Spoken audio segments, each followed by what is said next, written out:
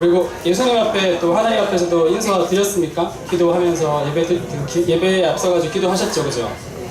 안 하셨습니까?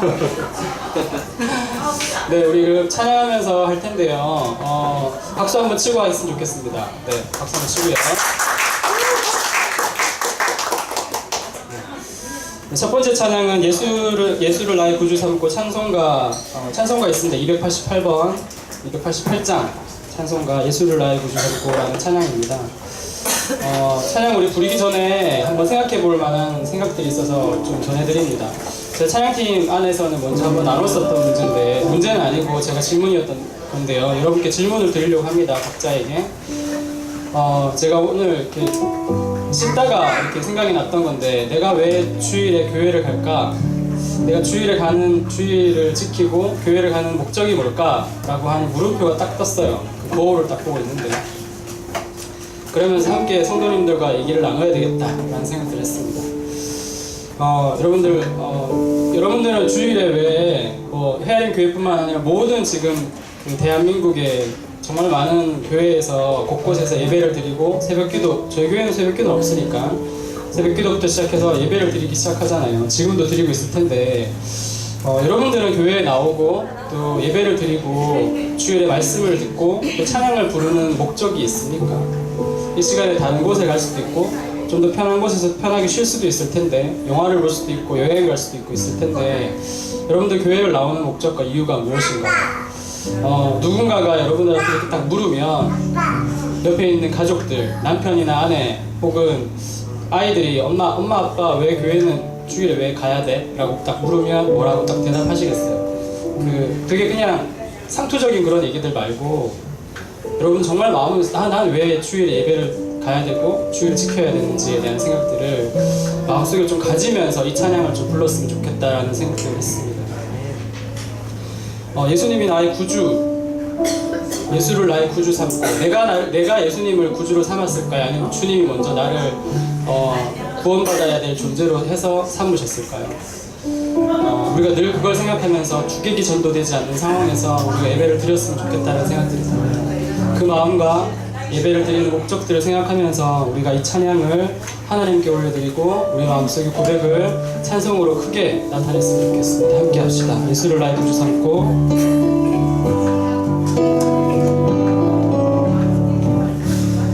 예수를 나의 구주 삼고 성령과 피로써 얻은 나니 이 세상에서 내 영혼이 하늘의 영광 누리도다. 이것이 나의 간증이요, 이것이 나의 간증이요, 이것이 나의 찬송일세.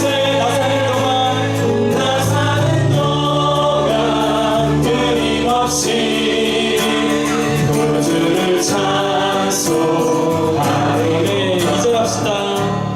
온전히 주께 맡긴 내 영, 사랑의 음성을 듣는 중에 천사들 왕래하는 것과 하늘의 영광 누리도다. 이것이 나의 간증이요, 이것이 나의 간증이요, 이것이 나의 찬송일세.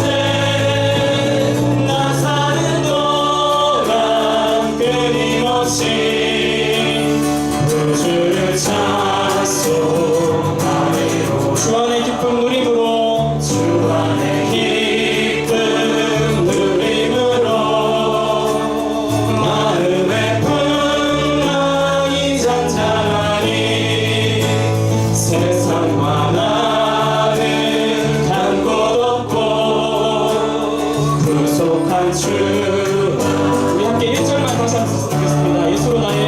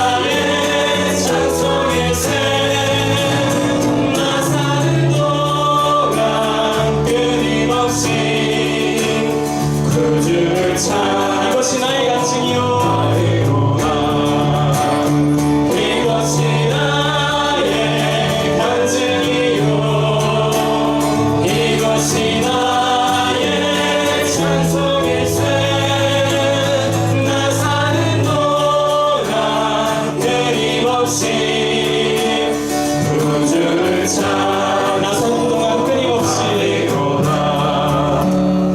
나 사는 동안 끊임없이 구주를 찬송하리로다.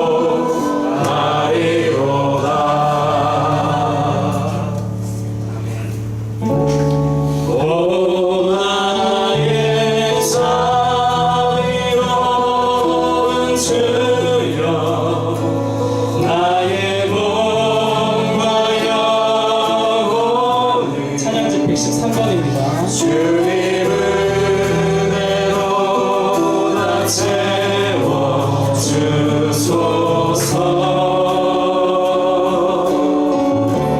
이 세상 괴로운 걱정 근심 주여 받아주시고 힘든 세상에서 인도하소서.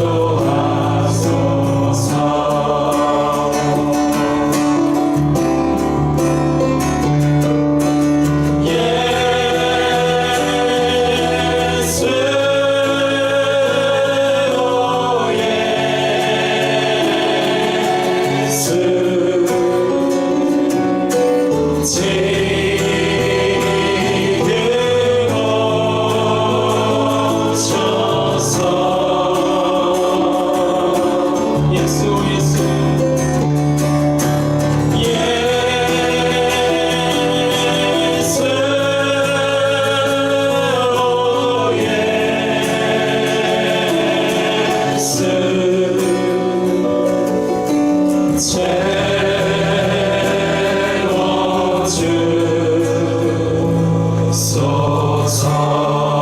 모여라 주께 찬양하라 나의 귀한 친구야. 모여라 주께 찬양하라 나의 귀한 친구야. 주 이름 앞에 두 손 모으고 너의 슬픈 세상 눈물 너의 슬픈 세상 눈물 너의 쌓인 아픔을 십자가 앞에서 모두 버리고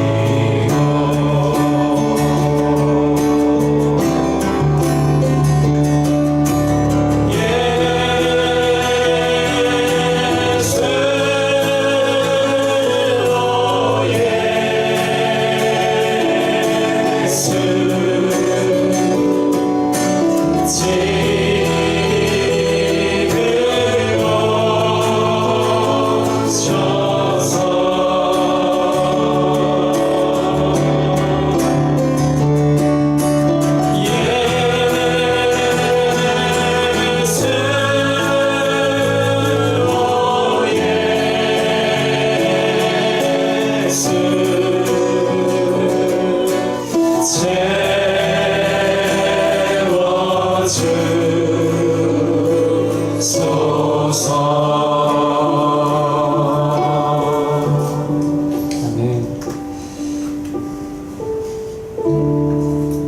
네, 마지막 찬양은 찬양지 7번입니다.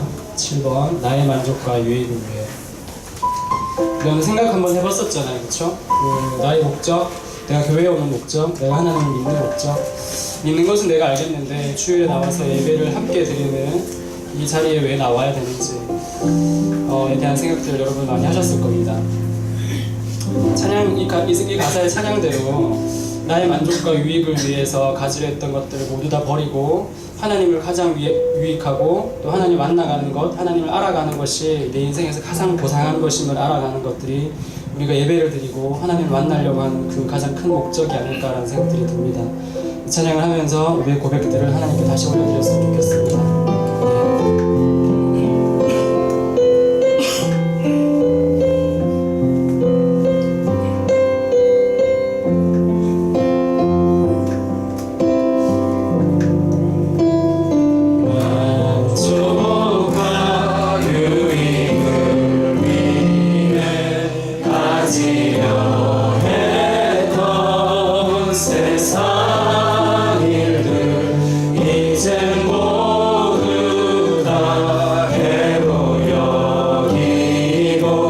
주님을 위해 다 버리네.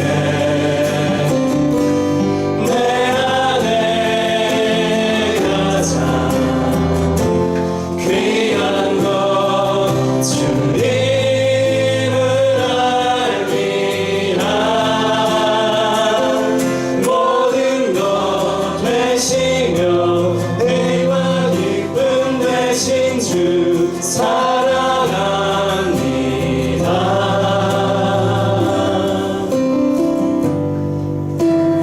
내 능력 체험하면서 주의 고난에 동참하고 주의 죽으신 본을 받아서 그의 생명에 참여하네. 내 안에 가장 귀한 것 주님을 알리라. 모든 것 되시며 의와 기쁨 되신 주 사랑합니다. 내 안에 가장 귀한 것 주님을 알리라. 모든 것 되시며 의와 기쁨 되신 주 사랑합니다. 나의 주.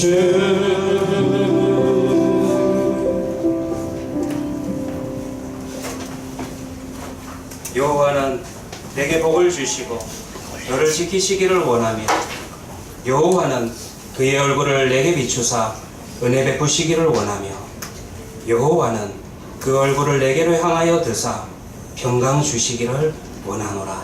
아멘. 우리 다 같이 이 자리에서 일어나셔서 왕이신 나의 하나님 고백하며 찬양하도록 하겠습니다.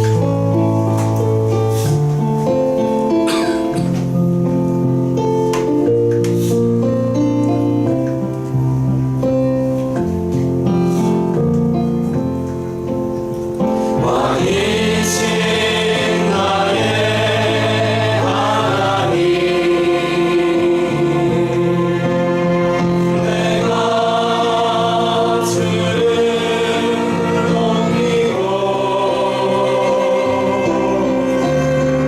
영원히 주의 이름을 왕이신 나의 하나님,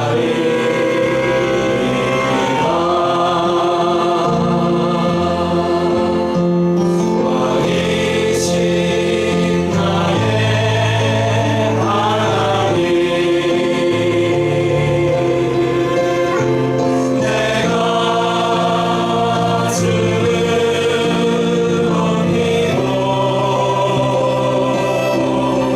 높이고 영원히 주의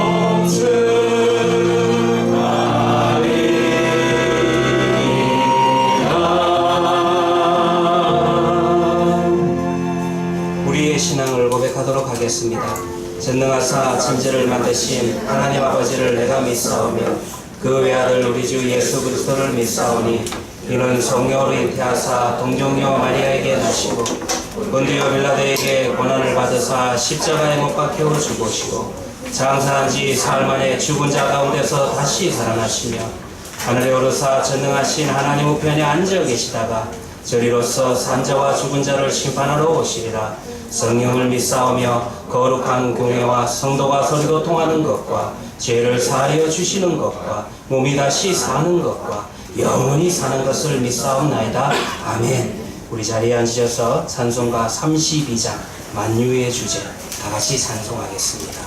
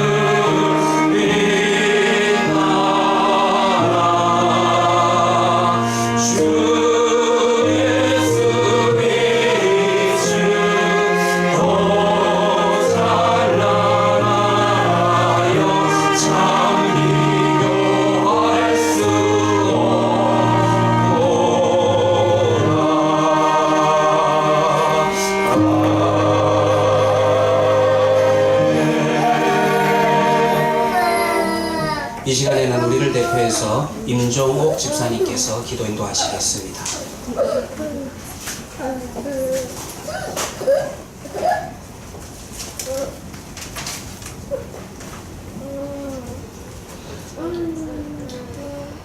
거룩하신 하나님 아버지, 가을을 맞는 9월의 첫 주일입니다. 이 아름다운 계절에, 이 아름다운 주님의 교회에 저희가 모였습니다. 진실로 감사드립니다.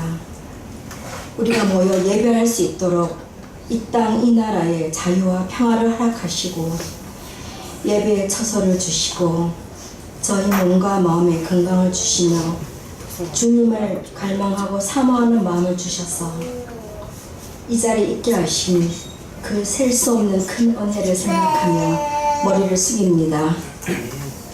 사랑하는 주님, 하오나 이 시간 질병으로 인하여 출장으로, 유학으로 혹은 염려와 고난 가운데 있어 함께하지 못하는 우리 가족과 지체들을 위해 기도하오니 주님 그들을 기억하시사 어디에 있든지 안위해 주시고 치료해 주시며 지혜를 주옵시고 그들의 탄식의 길을 기울이시며 그들의 슬픔을 돌아보아 주시고 구원의 손길을 베풀어 주시옵소서.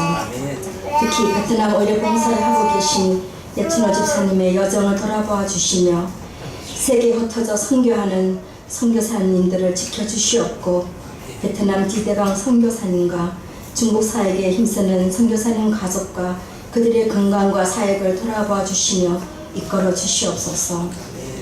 대한민국을 지키는 군인들과 권속들 그리고 이 나라를 이끌어가는 모든 리더들에게 주께서 지혜와 명철을 허락하여 주셔서 이 나라를 잘 이끌 수 있도록 인도하여 주시옵소서. 사랑하는 하나님, 본향을 향하여 가는 이 땅에 나그네 된 우리가 이 땅에 사는 동안 반드시 하나님이 계신 것과 하나님 만날 그 날을 기대하며 인생의 모든 답은 하나님께 있음을 알고 날마다 일마다 하나님의 생각을 살피고 헤아리며 하나님과 의논하며 동행하는 삶을 살 수 있게 도와주시옵소서.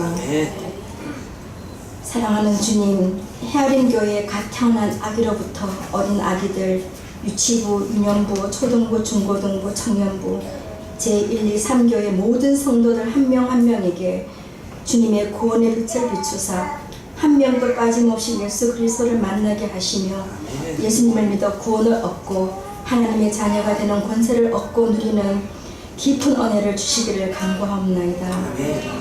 귀하신 주님, 저희 생명의 말씀을 듣습니다.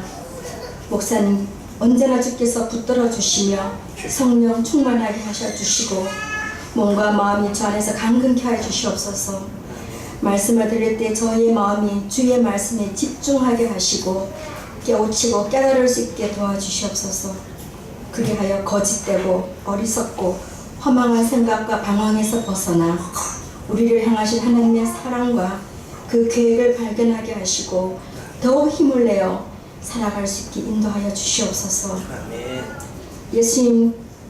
예수님께서 그렇게 사셨듯이 저희도 하나님 사랑하는 일과 서로 이웃 사랑하는 일에 늘 힘쓰게 하시고 기도하며 성실하여 영적으로 강건한 사람들이 될 수 있게 도와주시옵소서. 지금 이 예배를 위하여서 돕는 손길이 많이 있습니다. 그 손길과 그 삶을 주께서 복을 내려주시기를 기도하옵나이다. 이 모든 말씀을 우리 주 예수 그리스도의 이름으로 간절히 기도합니다. 아멘.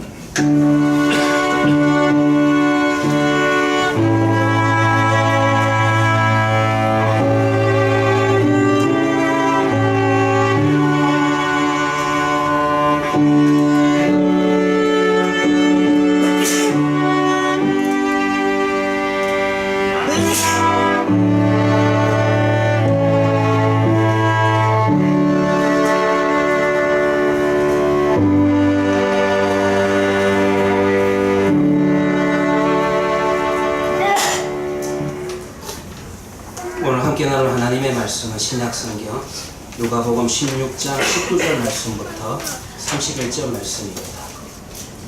제가 갖고 있는 성경으로 신약성경 123페이지가 되겠습니다. 누가복음 16장 19절부터 31절 말씀까지. 오늘 한번 교독을 할까요? 제가 19절을 읽고 우리 성도님들이 20절을 읽고 교독하도록 하겠습니다. 16장 19절을 봉독하겠습니다. 한 부자가 있어 자색옷과 고운 베옷을 입고 날마다 호화롭게 즐기더라.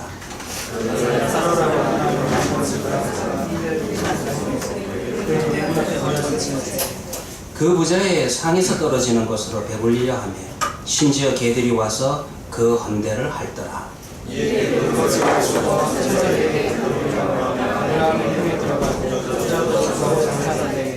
그가 음부에서 고통 중에 눈을 들어 멀리 아브라함과 그의 품에 있는 나사로를 보고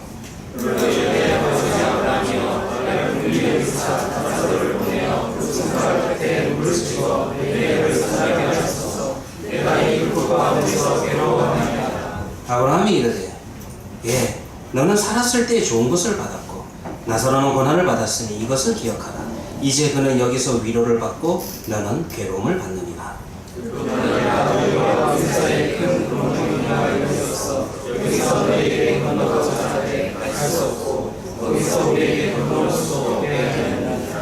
이르되 그러면 아버지여 구하노니 나사로를 내 아버지 집에 보내소서.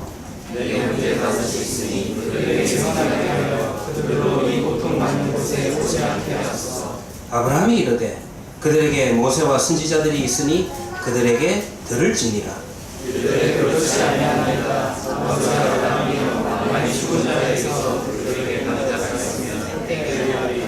이르되 모세와 선지자들에게 듣지 아니하면 비록 죽은 자 가운데서 살아나는 자가 있을지라도 고난을 받지 아니하리라 하였다 하시니라. 아멘. 예, 오늘 이 시간에는 우리 3교회 누님들께서 찬양을 하시겠습니다. 우리 송기희님, 임정옥님, 장수미님, 최미숙님 네 분께서 하나님께 찬양을 돌리도록 하겠습니다. 하나님 세운다.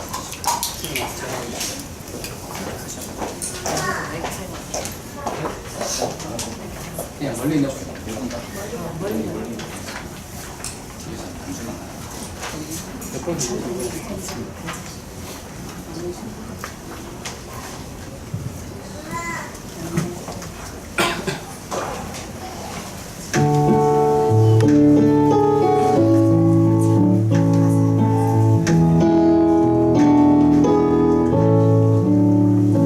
나의 힘이 되신 여호와여 내가 주님을 사랑합니다. 주는 나의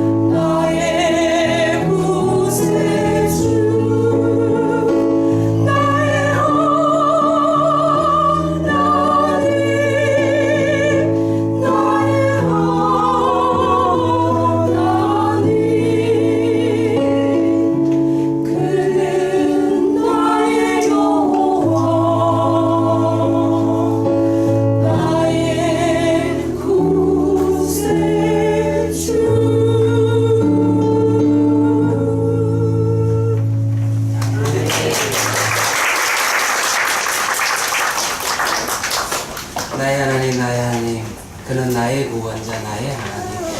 인생의 경륜에서 흘러나오시는 귀한 찬양 참으로 감사합니다. 기도하도록 하겠습니다.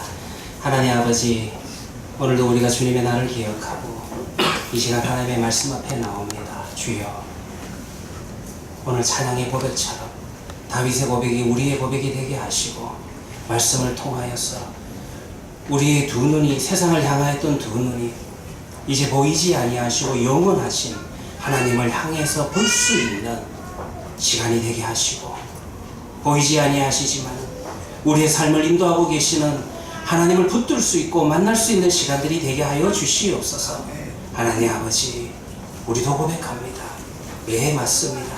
하나님은 변치 않는 반석이십니다. 하나님은 정말 나를 지키시는 산성이십니다. 하나님은 내가 환난 가운데 있을 때 나를 건지셨습니다. 살아계신 하나님을, 그 하나님을, 다윗이 고백했던 만났던 그 하나님을, 오늘 우리가 찬양했던 그 하나님을 말씀 가운데 다시 만나는 시간 되게 하여 주시옵소서. 우리의 구원자 예수님의 이름으로 기도합니다. 아멘. 몇 년 전에 있었던 일입니다. 제가 A라는 신학교와 B라는 신학교에 어떻게 한 달 정도의 시간을 두고 외부 심사위원으로서 서류를 심사하기 위해서 참여했던 적이 있었습니다. 그런데 A라는 신학교에 가서 보니까 한 명을 뽑는 자리에 2명밖에 지원을 안 했더라고요. 참 쉬울 것 같지요. 그런데 그 두 분의 서류를 보고 논문을 읽는데 저 심사를 하는데 제가 무려 한 5시간 내지 6시간이 걸렸었습니다.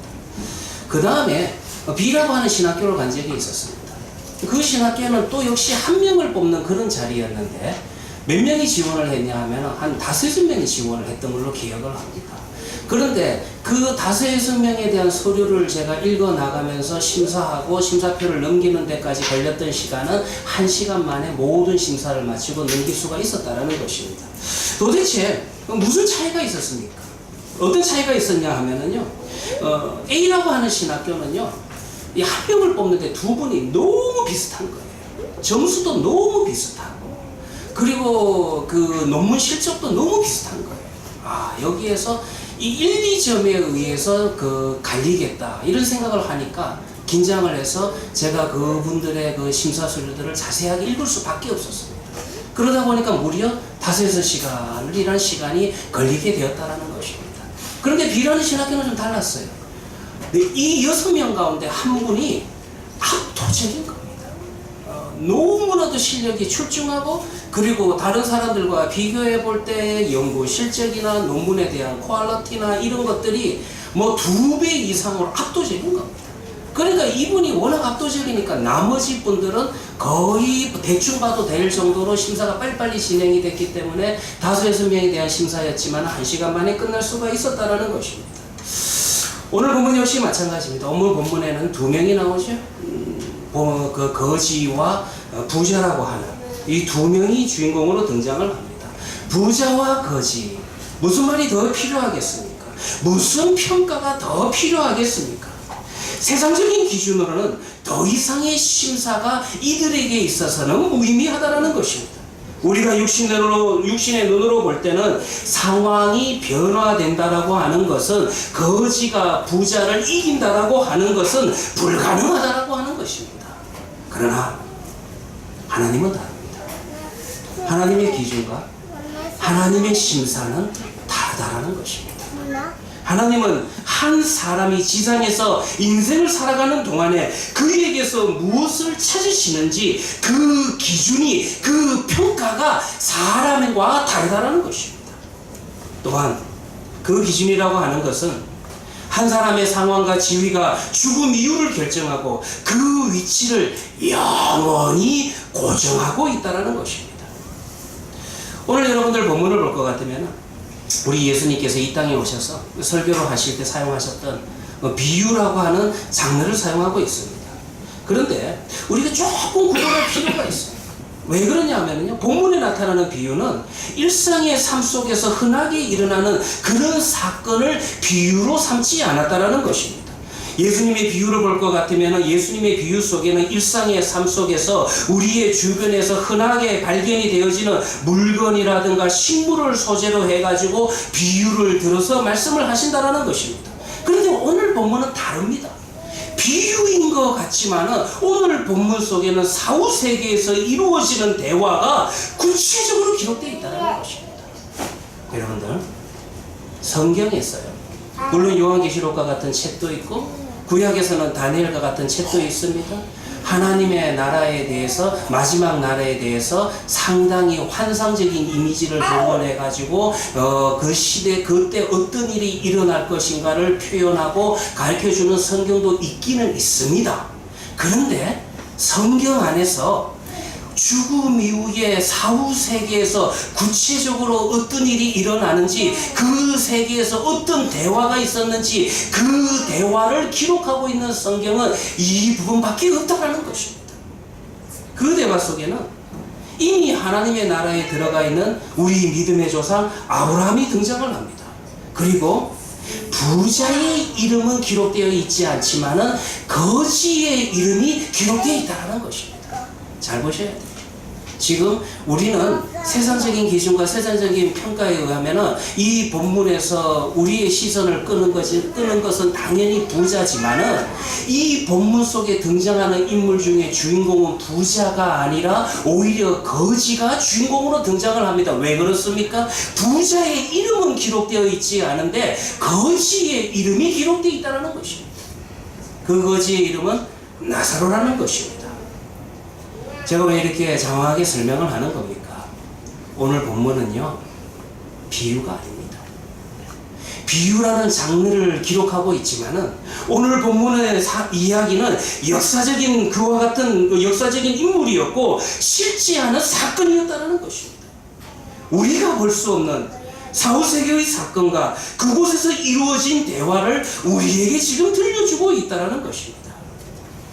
오늘 본문은 이렇게 시작을 합니다.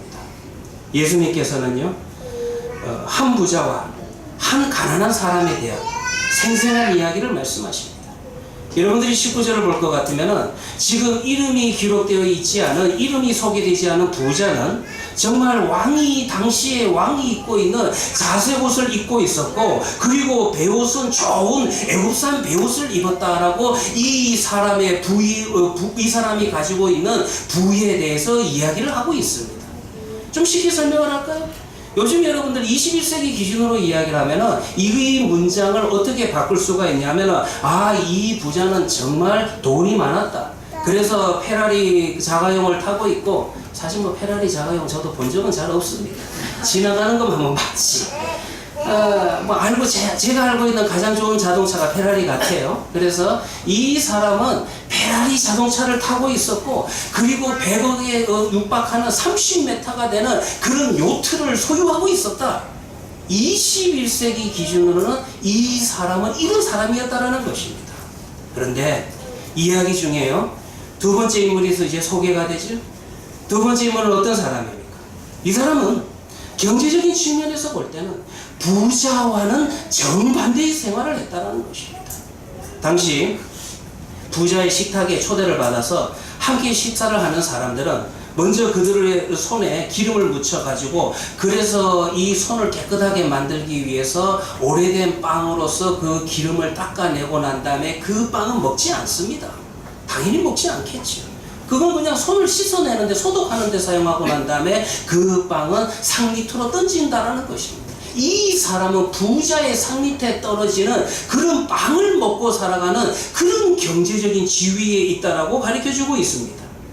그는요, 부자와는 달리 성경에 이름이 기록되어 있습니다. 그의 이름은 나사로라고 말씀을 드렸고, 나사로라고 하는 이 이름의 뜻은 하나님이 도우신다라고 하는 그런 뜻을 갖고 있습니다. 경제적으로 문제만 있었던 것이 아니라 이 사람에게는 위생적인 문제도 있었고 영양적인 문제도 있었기 때문에 의학적인 치료가 필요한 그런 피부병으로 고통을 받는 인생을 살았다는 것입니다.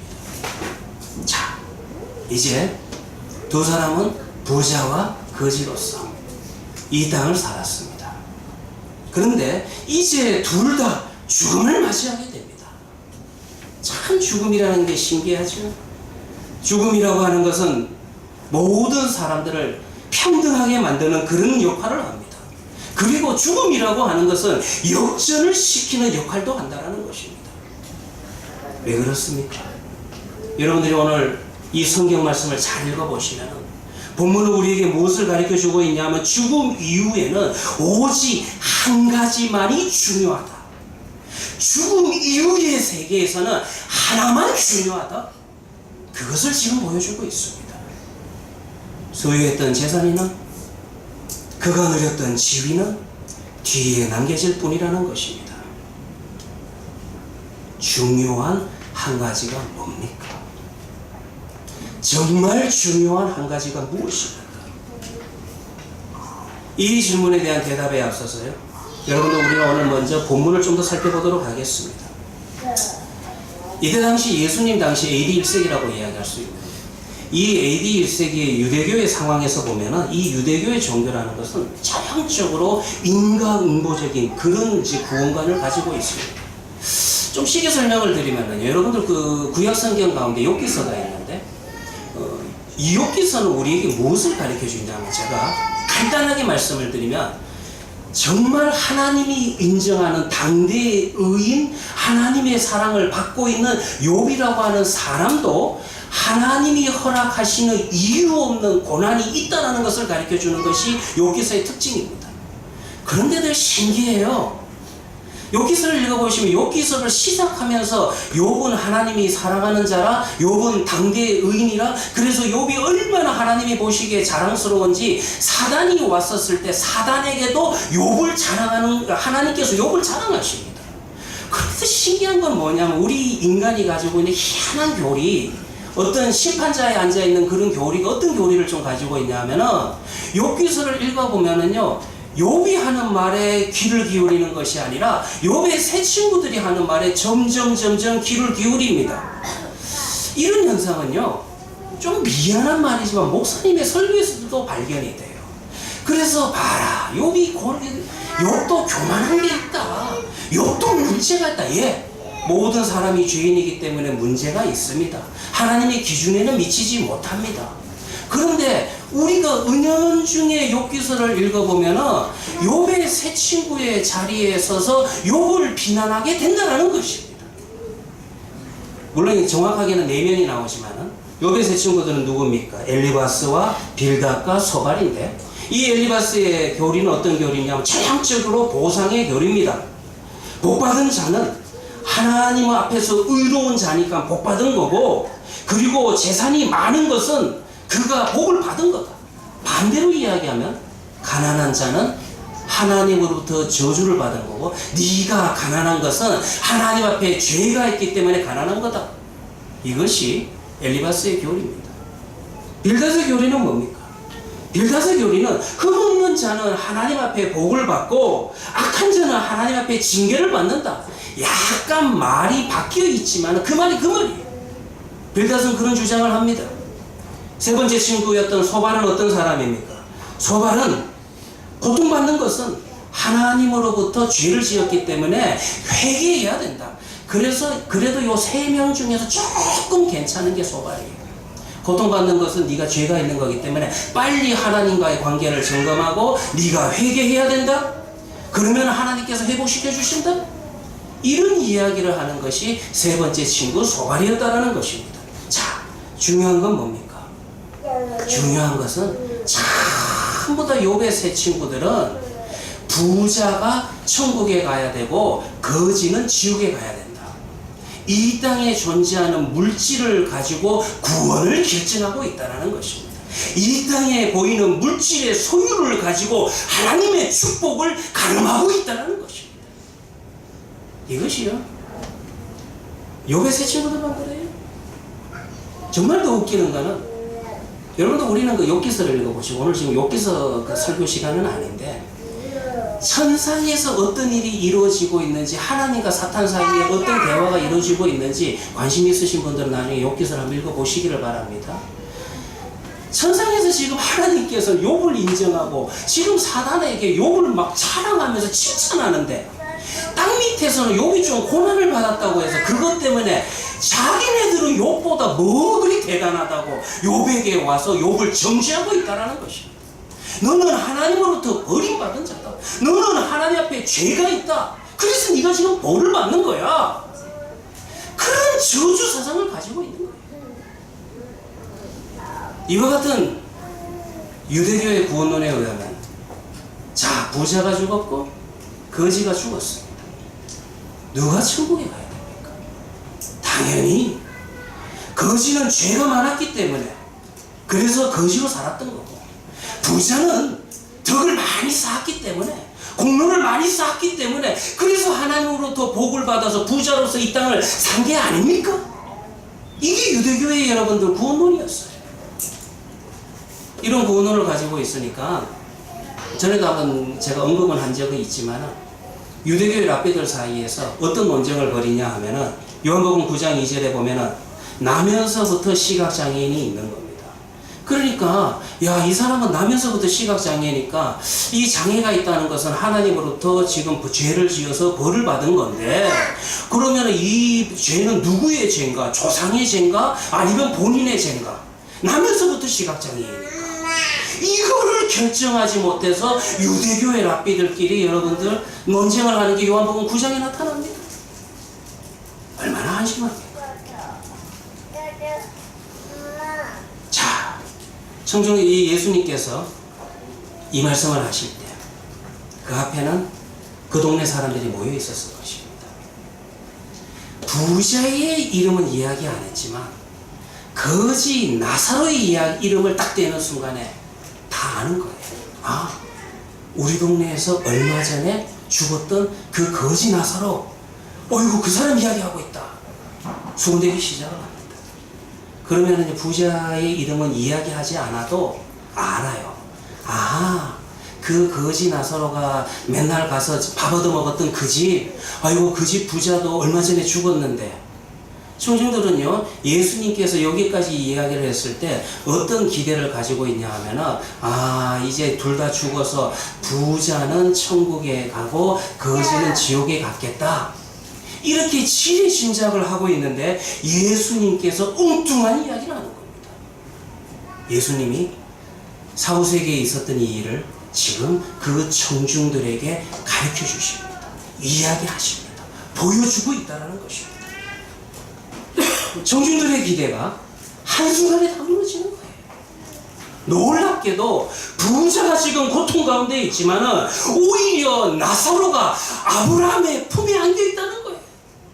하나님의 나라에 들어가 있다는 거예요. 어떻게 이게 가능할까? 아마 충격이었을 겁니다. 예수님 앞에 앉아 있었던 당시 청중들, 당시 유대교의 교리를 가리키고 있었던, 구원론을 가리키고 있었던 그 부자로부터 제사를 받고 축복을 하던 그 유대교의 제사장들 또 그 자리에 있었을 것입니다. 그들의 귀가 의심스러울 정도로 충격적인 말씀을 지금 예수님께서 들려주고 있다는 것입니다. 여기 여러분들 볼 것 같으면 지옥에 대한 이야기가 좀 나옵니다. 지옥을 어떻게 평가하고 있냐면, 극도로 갈증을 느끼고 목마름의 상태에 있는 것을 지옥이라 그렇게 이야기를 합니다. 그래서 여러분들, 우리는 지옥을 불이 활활 타는, 유황불이 활활 타는 그런 가마솥을 생각을 하십니다. 근데요, 그게 더 중요한 게 아니라 왜 지옥을 이렇게 표현할 수밖에 없을까? 이유가 있어요. 당시 유대인들에게 있어서는 성경 자체는 여러분들 팔레스타인 지역에서 이제 기록되다 보니까 언어나 문화가 완전히 벗어나지는 않습니다. 당시 유대인들은요, 그 팔레스타인 지역이라고 하는 것이 광야 기후입니다. 광야 기후니까 그들은 그늘과 시원한 물은 신의 축복이다라고 하는 그런 사고를 가지고 있었고요. 그 다음에 땡볕에서 물 한 방울 없는 그것을 가장 고통스럽게 생각했습니다. 여러분들 요나서를 볼 것 같으면, 요나가 이제 박농쿨이 생겼을 때 굉장히 감사하죠. 왜냐하면 신의 축복으로 여기는 겁니다. 그런데 박농쿨이 사라지고 그늘이 사라지니까 막 하나님한테 화를 내죠. 왜 그러냐면, 하나님께서 나를 버리셨다, 이것은 신의 저주다, 이런 사고를 가졌기 때문에 요나서를 읽어보시면 요나도 그러하다라는 것입니다. 그러니까 지금 하여튼 이 지옥이라고 하는 것은 고통으로 표현을 해야 됩니다. 아픔으로 표현을 해야 됩니다.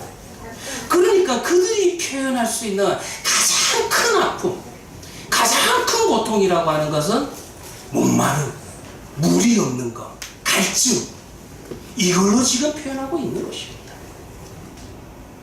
무엇이 가장 고통입니까? 무엇이 인간으로 하여금 인간의 영혼에 갈증을 느끼게 합니까? 하나님의 용서를 다시는 기대할 수 없는 장소. 하나님의 은혜와 하나님의 사랑을 다시는 기대할 수 없는 그 장소가 바로 지옥이라는 것입니다. 그 절망감을 어떻게 표현할 수 있겠습니까? 그러니 이들의 입장에서는 표현할 수 있는 최대의 표현이 최대의 육신의 고통이 목마름, 갈증, 땡볕 이런 식으로 표현을 하고 있다는 것입니다. 하나님과 완전히 분리되어 있다는 것입니다. 하나님과 분리되어 있다는 이 말의 의미는 그곳에 들어가면 더 이상 탈출할 수가 없고 영원한 심판이 주는 좌절감이 덮치는 것이 바로 지옥이라는 장소라는 것입니다. 자, 이곳에서 이제 부자는 아브라함에게 요청을 합니다. 24절을 볼 것 같으면 아브라함을 지금 뭐라고 부르냐 하면은 아버지 아브라함이라 그렇게 부르고 있다는 것입니다. 그러니까 지금 여기에서 보면은 아브라함을 봤어요. 부자가 지옥에서 아브라함을 보고 누구를 지금 부르고 있냐면 아브라함을 부릅니다. 그리고 그 아브라함을 아버지라고 부르는데 지금 이 아버지 아브라함이라고 부를 때는 아브라함과 나 사이의 이 혈통적인 관계가 나를 구원할 수 있다. 아브라함과 나 사이의 이 혈통적 관계가 이곳에서 나를 벗어나게 할 수 있다. 지금 그거를 노리고 있는 겁니다. 그래서 부자는 아버지 아브라함이요 그렇게 부릅니다. 이미 말씀드렸다시피 지금 이 부자가 가지고 있는 구원관이 뭡니까? 무엇이 자신을 구원할 수 있다라고 착각하고 있습니다. 출교당한 유교인들은 아브라함을 아버지라고 부를 수가 없었습니다. 유대교의 성전에 나와서 제사를 드리고 그 제사 의식에 참여한 자만이 아브라함을 아버지라고 부를 수가 있었습니다. 그렇게 아브라함을 아버지라고 부를 수 있는 그 자격을 받은 자만이 천국 백성이 될 수 있다. 그 사고를 가지고 있었던 것이 유대교였고 이것이 바로 유대교의 구원론이었다는 것입니다. 24절을 계속해서 보면 이 부자는 나사로를 지금 지상으로 보내달라 그렇게 아브라함의 요청을 합니다. 여러분들 여기서 중요한 거 하나 있습니다. 성경을 보시면은요, 이 땅에서 하나님 제대로 못 만나고 정신 못 차린 인간들은 거기 가서도 정신 못 차립니다. 자기가 아직도 부자예요. 자기가 아직도 이 땅에서 누렸던 그 재물, 그 지위가 그곳에서도 가능하다라고 착각을 합니다. 아니, 나사로가 이제 더 이상 거짓입니까? 나사로는 하나님의 아들이 되었습니다. 나사로는 하나님의 나라에 들어갔어요. 아브라함과 함께 그 자리에 있습니다. 그런데 본인이 지금 아브라함에게 뭐라고 요청을 하냐 하면은 저 나사로를 좀 지상에 보내달라. 그것도 나사로에게 이야기하는 것이 아니라 부자에게 지금 이야기를 하고 있다는 것입니다. 아브라함에게 이야기를 하고 있다는 것입니다. 아직도 정신을 못 차리는 거예요. 나사로를 여전히 거지로 여기고 있습니다. 여전히 지상에서처럼 행동하고 있습니다. 중요한 게 뭔지 아세요? 죽었는데도 불구하고 지옥에 갔음에도 불구하고 사람을 보는 관점이 변한 게 없어요. 이 땅과 사람을 보는 관점이 하나님의 관점으로 사람을 보는 것이 아니라 여전히 자신이 지상에서 누렸던 그 지위, 그 재물의 위치에서 사람을 평가하고 있다는 거예요. 이게요, 저주입니다. 여러분들 저주가 뭔지 아세요? 저주는요, 하나님의 관점으로 영화를 가지고 이 땅과 사람을 보는 눈이 안 열리는 사람들, 그게 여러분들 하나님으로부터 저주받은 인생이에요. 25절에요. 좀 아주 중요한 이야기를 합니다. 잘 보셔야 됩니다. 25절을 보면 뜨끔한 게 뭐냐면 뜨끔하신 분도 있고 안 뜨끔하신 분도 있는데, 이제 25절을 볼 것 같으면 부자는 살았을 때 좋은 것을 받았다. 아브라함이 그렇게 이야기를 합니다. 근데 이 25절을 통해서 우리가 생각을 해보면 그러면 세상에서 물질을 좀 소유했으면 지옥 갑니까? 그러면 우리가 세상에서 천국을 가기 위해서는 재물을 다 포기하고 무소유로 살아야 됩니까? 거지로 살아야지만이, 나사로처럼 거지로 살아야지만이 하나님의 나라 천국을 갈 수 있습니까? 여러분들 25절을 잘 이해하셔야 돼요.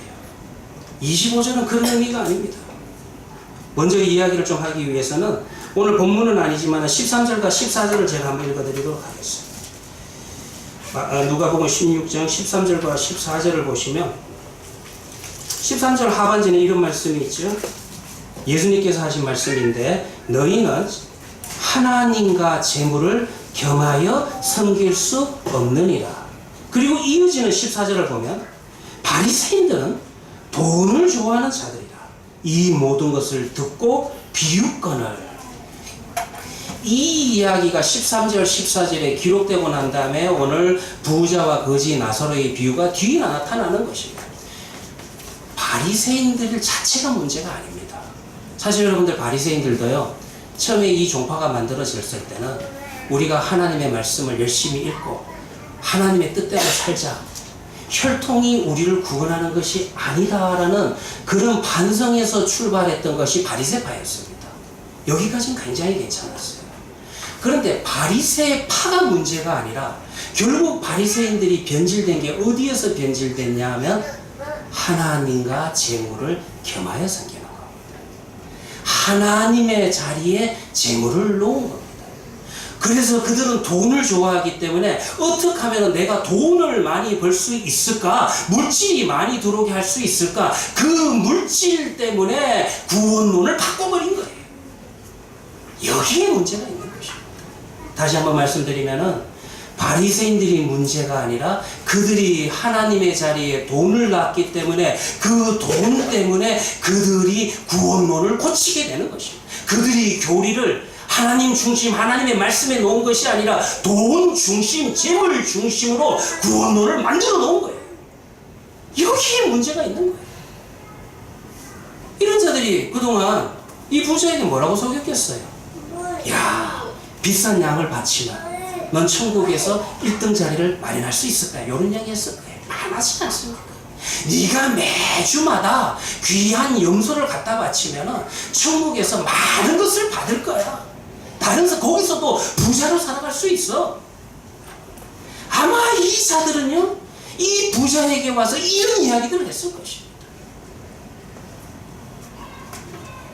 뭐가 문제입니까? 재물이 하나님의 자리에 있다는 것은 인생의 목적이 물질에만 있는 거예요. 그는 하나님께서 나를 축복하셔서 부자가 되게 했다. 그는 어떤 사람입니까?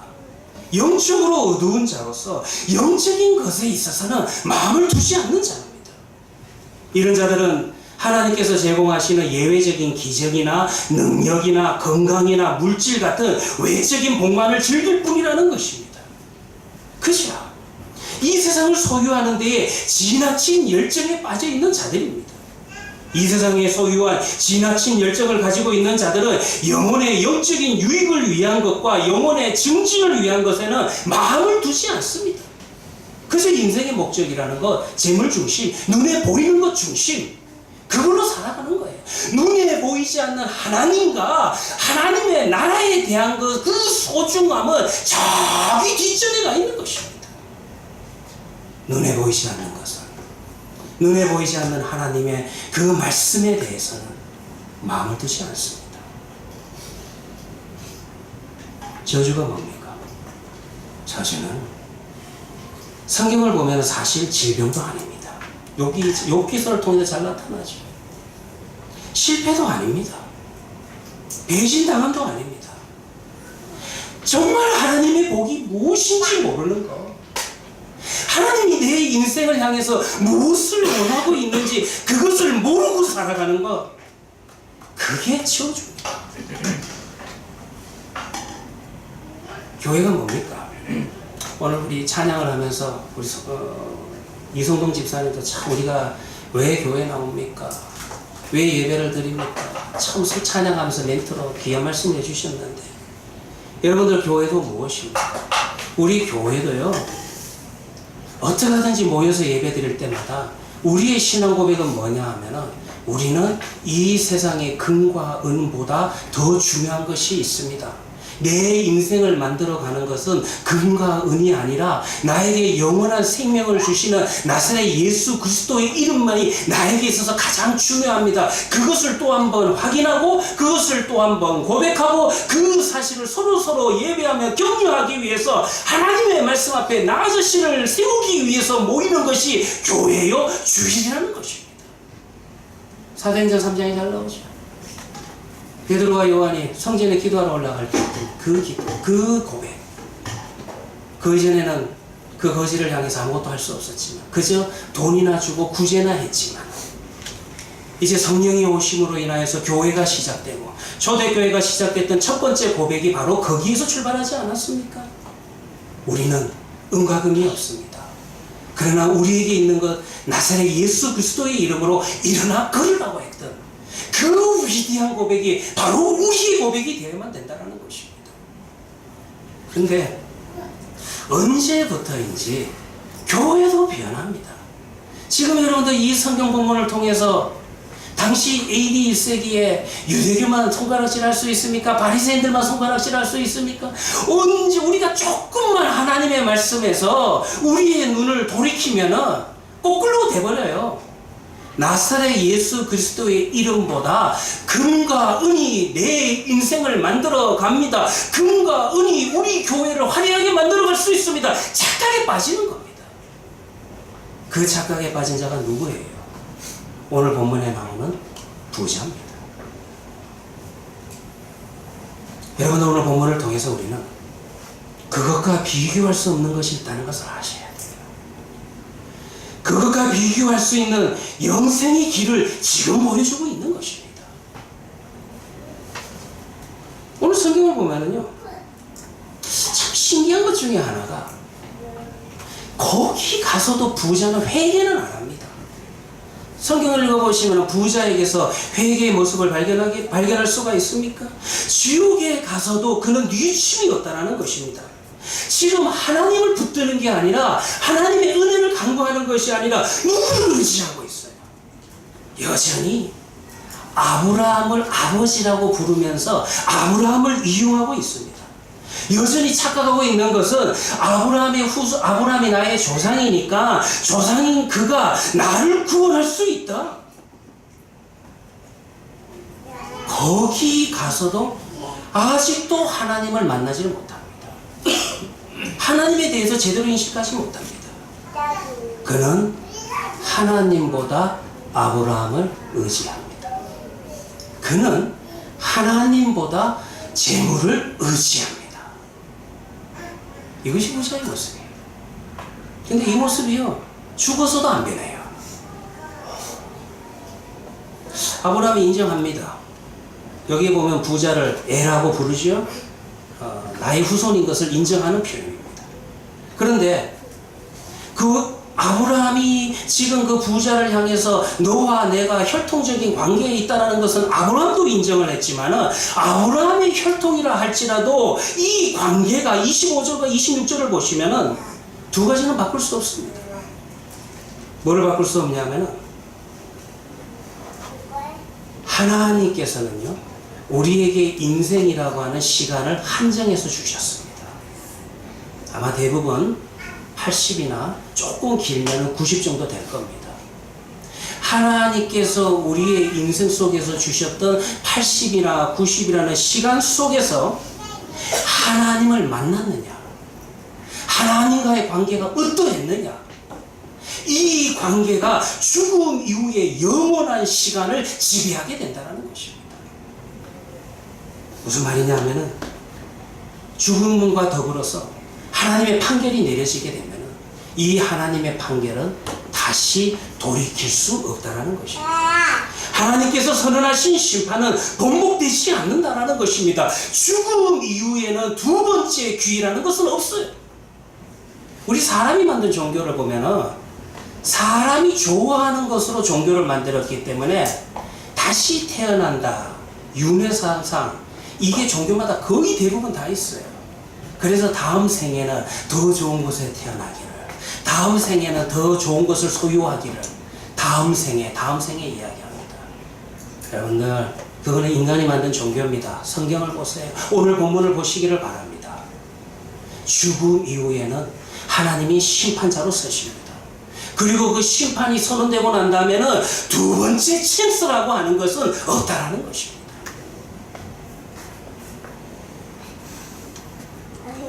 부자는요, 이 사실을 깨닫고 난 다음에 이번에는 또 뭐를 부탁합니까?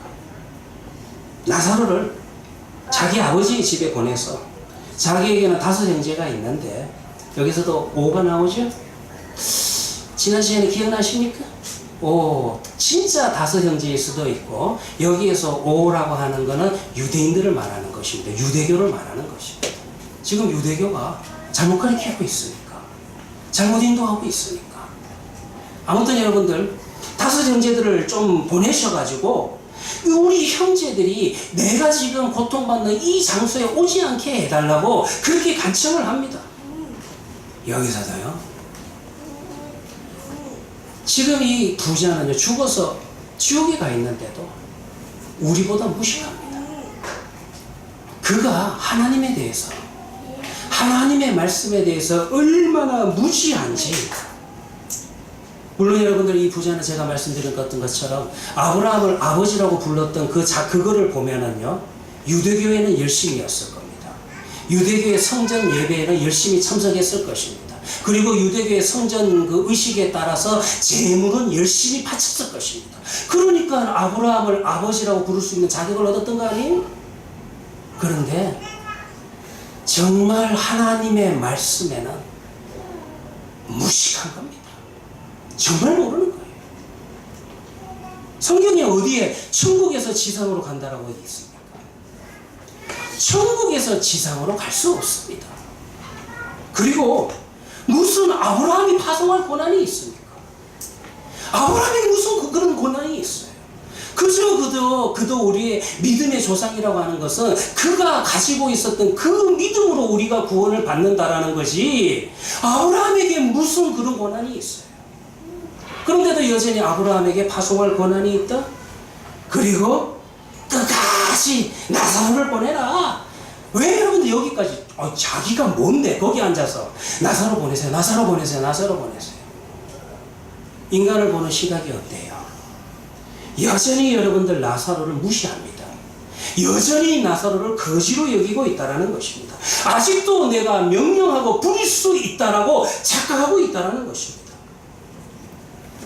두 가지는 아는 것 같아요. 오늘 성경을 보면은 본인이 내가 지금 지옥에 있다는 것은 알고, 그리고 그때서야 깨닫는 것은 하나님이 계시는구나, 하나님이 있구나라는 것은 이제 좀 아는 것 같아요. 지옥은 어떤 것입니까? 관계성입니다. 하나님과의 관계성에 의해서 지옥과 천국이 결정되는 겁니다. 그렇기 때문에 관계선에서 여러분들 지옥과 천국을 좀 보실 줄 아셔야 돼요. 지옥이라고 하는 것은 원망과 수치와 분노와 복수와 무시함과 업신여김이 자리 잡고 있는 것입니다. 하나님과의 관계, 수직적인 관계가 깨어졌으니 수평적인 관계도 다 깨지는 것이에요. 그게 지옥입니다. 천국은 어떻습니까? 수직적인 관계가 회복되니까 수평적인 관계도 회복되는 겁니다. 그야말로 오늘 본문을 보시면 거지 나사로의 모습 속에서 우리는 그 모습을 발견할 수 있죠. 이 거지 나사로는 이 땅에 소유는 없었지만 본문 속에서 거지 나사로는 부자를 향해서 아무 말을 하지 않습니다. 부자에 대한 원망도 없고 증오도 없고 분노가 없어요. 이게 천국입니다. 관계의 평화. 나중에 여러분들 집에 가시면은요, 이사야서 11장 6절을 한번 읽어보시기 바랍니다. 이사야서 11장 6절에 보면은 이리와 어린 양이 같이 있어요. 그리고 송아지와 어린 사자가 같이 있습니다. 암소와 곰이 같이 있습니다. 독사굴에 어린이가 손을 넣는 이야기가 나옵니다. 이게 천국인데, 이거를 보면 여러분들 천국이 어떤 곳이라는 것을 우리가 짐작할 수 있어요. 천국이라고 하는 것은 이제 원수가 없어지는 것. 내가 저거 원수 저거 죽여주시옵소서, 사라지게 해주십시오. 원수가 없어지는 것이 아니라 원수와 평화롭게 지낼 수 있는, 관계가 완전히 회복될 수 있는, 그야말로 샬롬의 상태로 들어갈 수 있는 그것이 바로 천국이라는 것이에요. 왜? 어떻게 이게 가능합니까? 하나님과의 관계가 회복됐으니 수평적인 관계는 그냥 회복되어서 따라 나오는 것입니다. 사랑하는 우리 해안의 교회 성도들이요, 오늘 본문 속에서 부자와 그의 형제들이 무슨 문제점을 안고 있는 겁니까? 그들은 부자로서 종교적인 생활을 했습니다. 그래서 아브라함을 아버지라고 부를 수 있는 권한을 받았습니다. 아브라함을 알았고 아브라함이 하나님을 알았지만 그분께서 주신 말씀에는 무관심했다는 거예요. 성경을 하나님의 말씀으로 믿고 주의를 기울이면서 읽고 들었다면 어떻게 이런 구원론을 가질 수 있습니까? 어떻게 내가 천국 갈 수 있다, 그런 착각에 빠져서 살 수 있습니까? 여러분, 성경 어디를 봐도 물질로 하나님의 나라를 들어갈 수 없다는 말만 있지, 물질로 하나님의 나라 구원을 살 수 있다는 말은 단 한 구절도 없는데 어떻게 이런 구원론을 가질 수 있습니까?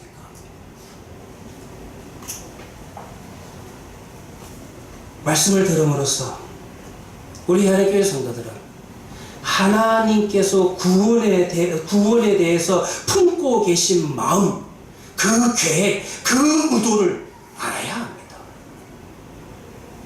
아브라함은요, 이 부자의 형제를 위해서 나사로를 다시 보내는 것을 거절했습니다. 물론 아브라함은 그런 권한도 없습니다. 그러나 우리는 무엇을 지금 보고 있습니까? 우리는 나사로를 봤습니다. 우리는 아브라함을 만나서 아브라함의 경고를 지금 들었습니다. 내가 곧 길이요 진리요 생명이라고 하는 구원자 예수님의 초대장을 받았다라는 것입니다. 기도하도록 하겠습니다.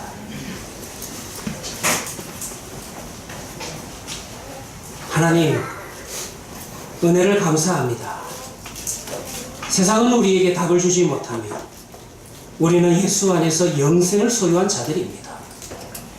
사망 권세를 이기신 예수 그리스도 안에 있는 부활 생명을 우리는 가지고 있습니다. 그 영광과 승리를 늘 기억하게 하여 주시옵소서. 우리의 삶이 가지는 진정한 내용을 증언하며 이 자리를 지키는 믿음을 더하여 주시옵소서. 답이 없는 영혼들 앞에서 우리의 자리로 초대하며 우리가 받은 은혜를 나누는 예수님의 성육신을 따라가는 제자가 되게 하여 주시옵소서. 사망의 음침한 골짜기에서 생명의 길을 보여주고 그 길을 걷는 신자의 위대한 인생을 살 수 있도록 축복하여 주시옵소서. 우리의 구원자 예수님의 이름으로 기도합니다. 아멘. 우리 찬송가 492장 잠시 세상에 살면서 다 같이 찬송하겠습니다.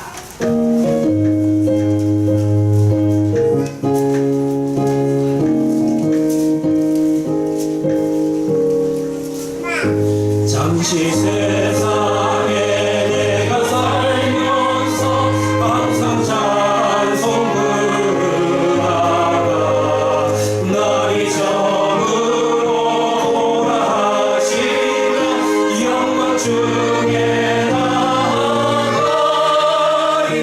열린 천국문 내가 들어가 세상 짐을 내려놓고 빛나는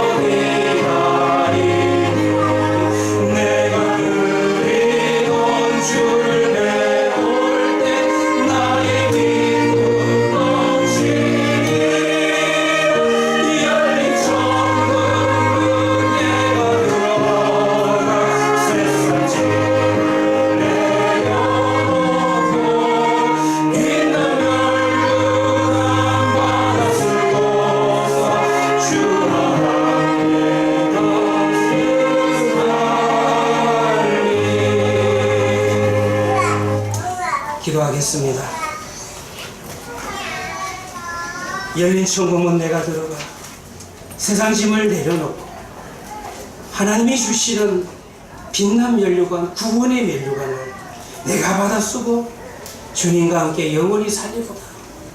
이 찬양의 고백이 우리의 신앙 고백이 되게 하여 주시옵시고 우리의 인생을 붙들어가는 고백이 되게 하여 주시옵시고 하나님 아버지, 우리는 하나님의 말씀을 붙들고 하나님이 허락하신 방법대로 예수 그리스도를 따라가는 제자의 길을 걷게 하시고 이 땅의 평가와 이 땅의 기준이 우리의 삶의 기준이 되지 않게 하여 주시옵시고 하나님 나라의 기준이 아니다라는 것을 뿌리칠 수 있는 은혜를 더하여 주시옵소서.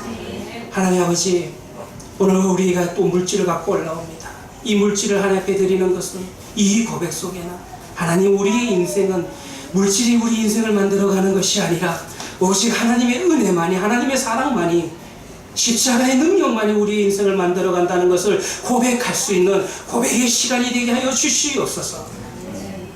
이제는 우리 주 예수 그리스도의 은혜와 무한하신 하나님의 사랑과 성령의 감동하심이 거지 나사로처럼 그 믿음, 같은 믿음을 안고 살아가기를 소원하는 우리 헤아린교회 성도들의 머리 위와 그들의 가정과 그들의 모든 일터 위에 지금부터 영원까지 함께 있을지어다. 아멘.